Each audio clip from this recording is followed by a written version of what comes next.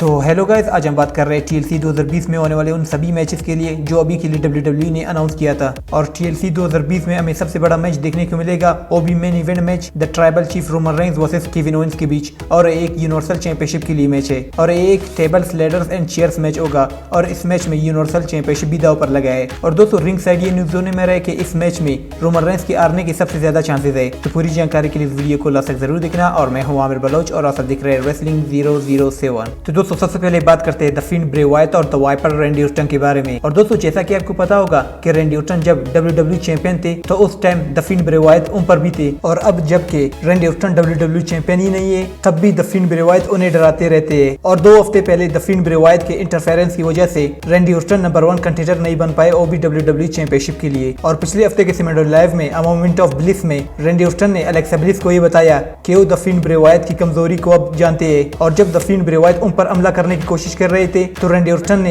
Alexa bliss को गोद में उठा लिया और द फिंड ब्रे वायट रैंडी ऑर्टन पर हमला करते हुए भूल गए, और द फिंड ने रैंडी ऑर्टन पर हमला न करते हुए एलेक्सा ब्लिस को वापस मांग लिया। और आज के होने वाले SmackDown लाइव में WWE ने इन दोनों का मैच कंफर्म कर दिया है, वो भी TLC पे-per-view के लिए। और अब रैंडी ऑर्टन ये भी जान गई है कि अगर द फिंड ब्रे वायट को हराना है तो द एलेक्सा ब्लिस को उनका शील्ड बनाना होगा, और अगर रैंडी ऑर्टन इस मैच में द फिंड ब्रे वायट को हराने की कोशिश की तो वो एलेक्सा ब्लिस को उनका मोहरा बनाएगा। और दोस्तों ऐसे आपको क्या लगता है, क्या TLC पे-per-view में इन दोनों के मैच में कौन जीतेगा, द फिंड ब्रे वायट या द वाइपर रैंडी ऑर्टन? हमें कमेंट करके जरूर बताना। और दोस्तों अब बात करते हैं SmackDown women champion Sasha banks और कार्मेला के बारे में। और दोस्तों जैसा कि आप सब जानते हैं कि इन दोनों की ब्रॉल काफी हद तक बढ़ गई है, और आज के होने वाले SmackDown लाइव में साशा बैंक्स ने खुद कार्मेला को TLC पे-per-view में SmackDown वुमेन चैंपियनशिप का मैच दे दिया है, और WWE ने भी इन दोनों की मैच को कंफर्म कर दिया है, वो भी TLC पे-per-view के लिए। और इस मैच में SmackDown वुमेन चैंपियनशिप भी दांव पर लगा है। और दोस्तों वैसे आपको लगता है कि इस मैच में कौन जीतेगा, साशा बैंक्स या कार्मेला? हमें कमेंट करके जरूर बताना। और दोस्तों जैसा कि आप सब जानते हैं कि जब से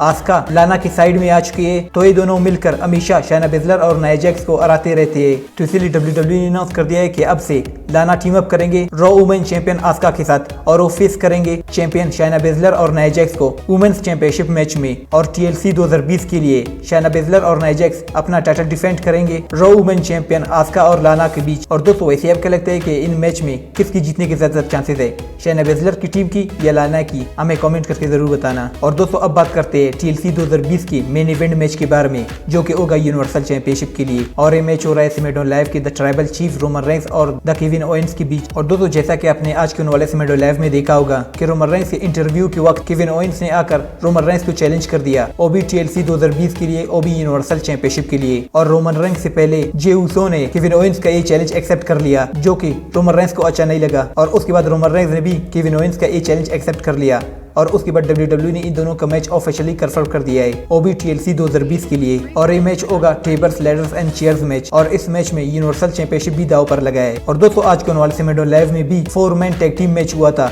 जिसमें केविन ओवेंस टीम अप कर रहे थे ओटिस के साथ, और वो फेस कर रहे थे रोमन रेंस और जे ऊसो को। और दोस्तों इस मैच में जे ऊसो और रोमन रेंस डिस्क्वालिफिकेशन के जरिए हार गए, और उसके बाद रोमन रेंस और जे ऊसो ने मिलकर केविन ओवेंस को चेयर से बहुत पीटा, और उसके बाद रोमन रेंस ने जे ऊसो पर भी हमला कर दिया और उन्हें चेयर से भी बहुत पीटा। और उसके बाद रोमन रेंस ने जे ऊसो को बोला कि उन्हें बार बार एक ही बात समझानी पड़ती है कि मेरी काम में दखलंदाजी ना करे। और इस मैच से पहले रोमन रेंस ने बैक स्टेज में जे ऊसो को बोला कि उनको रोमन रेंस का कॉन्सिक्वेंस झेलना पड़ेगा। और दोस्तों रिंग साइड न्यूज ये सुनने में रहा है कि इस मैच में रोमन रेंस के हारने के सबसे ज्यादा चांसेस है, क्योंकि इस मैच में 2 ऐसे बंदे हैं जो रोमन रेंस के साथ धोखा कर सकते हैं। पहला बंदा है जे ऊसो, और दोस्तों जैसा कि आप सब जानते हैं कि रोमन रेंस ने जे ऊसो और उनके भाई जिमी ऊसो को उनका नौकर बनाया है, और जब जिमी ऊसो आते तो रोमन रेंस उन्हें बेइज्जत करके निकाल देते हैं, और रोमन रेंस हर बार जे ऊसो की बात टाल देते हैं। और आज के होने वाले SmackDown लाइव में रोमन रेंस ने हद ही कर दी, तो उन्होंने जे ऊसो को बहुत बार चेयर से भी पीटा। तो ऐसा सुनने में रहा है कि इस मैच में जे ऊसो भी आकर रोमन रेंस के साथ चीटिंग करेंगे। और दोस्तों दूसरा बंदा है पॉल हीमैन, और दोस्तों जैसा कि आप सब जानते हैं कि पॉल हीमैन जिसके भी एडवोकेट रहे हैं उन्होंने ज्यादातर उन सारे सुपरस्टार को धोखा जरूर दिया है। और अगर आप सोच रहे हैं कि पॉल हीमैन ने ब्रॉक लेसनर के साथ कभी भी ऐसा नहीं किया है तो आप गलत हो। तो जब साल 2002 में पॉल हीमैन ब्रॉक लेसनर के एडवोकेट थे और ब्रॉक लेसनर उस टाइम WWE चैंपियन थे, तब सर्वाइवर सीरीज 2002 में मैच हुआ था Brock Lesnar versus big show के बीच, और ये मैच हो रहा था WWE चैंपियनशिप के लिए। और इस मैच में पॉल हेमन ने उनके क्लाइंट ब्रॉक लेसनर को हरवा दिया और वो बिग शो के एडवोकेट बन गए। और ब्रॉक लेसनर के अलावा पॉल हेमन कई सालों तक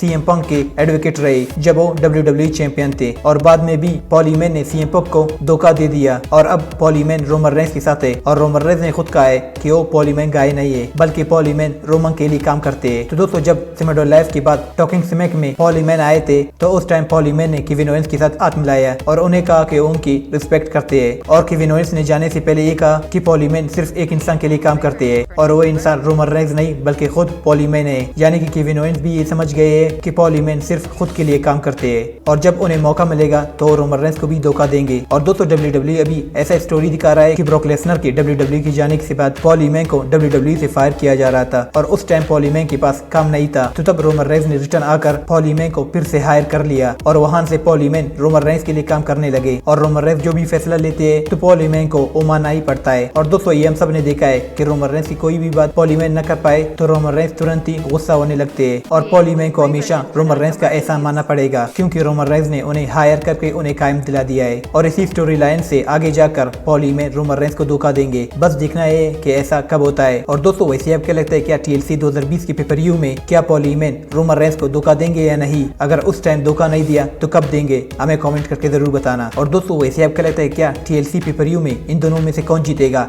केविन ओवेंस या the tribal chief Roman Reigns? और कौन होगा साल 2020 का हेड ऑफ द टेबल? हमें कमेंट करके जरूर बताना। और दोस्तों, ये TLC 20 दिसंबर 2020 को होगा। और दोस्तों, अगर ये वीडियो तो इस वीडियो को लाइक करना, चैनल को सब्सक्राइब करना और बेल आइकन को भी जरूर ऑन करना। तब तक के लिए अल्लाह हाफिज।